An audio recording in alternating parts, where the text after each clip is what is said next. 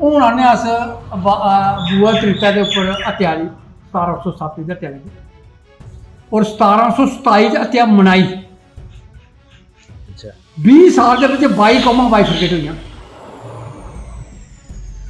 20 साल के 22 कौमां बाइफरकेट हो गए। एक थोड़ा भी नाम दे जाता, बिल्कुल बिल्कुल।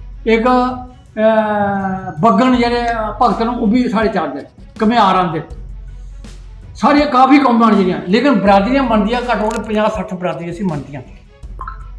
लेकिन जेह्ड़ियां एह्दियां अपनियां बरादरियां अपनी कौमां जेह्ड़ियां ओह् एह्दियां 22 ऐ। ठीक है। अकले मुसलमान एह् पार होंदे न जगटी साइड है, ये है ना जगटी खांजली बब्बेयाल इत्थै रौंह्दे नगरोटे आह्ली साइड। समझिए। इत्थै मेरी केईं बारी डिबेट होई उं'दे नाल। ठीक है।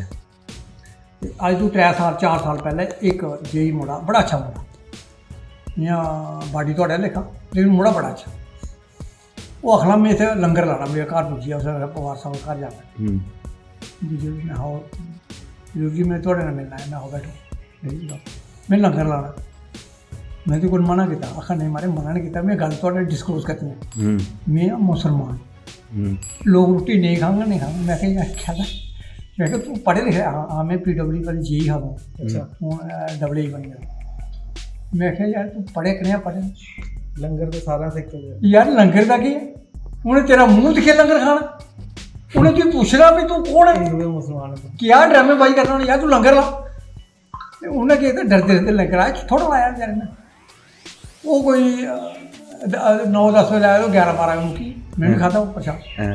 मैं पहले नहीं पूछा उसी, पहले मैं खाता उसी। मैं कहा यार बड़ा स्वाद लगा, जब मीं नहीं पता लगा भाई तू कौन है, स्वाद बड़ा लंगर नहीं चाहिए। अगर ऐसा लगा फिर नहीं उसी ऐसे कर लिया वो। फिर मैं अगले बार थोड़ा बड़ा लाया, फिर मैं अगले बार थोड़ा बड़ा 2-2.5 बजे तक चले। मैं फिर 3 बजे आऊँगा, फिर वो कोरोना शुरू हुआ, फिर वो आया नहीं है। आखा मैं अगर 3 बजे लगा देख लो डबल आने तेरा लंगर है दिन रात 11 बजे तक भी चला। ठीक ठीक। वो नहीं लोग भी साढ़े सोच रहे और अस लोग अनपढ़ लोग ना, अस लोग रोकने बिल्कुल, अस कौन कुछ रोकने नहीं।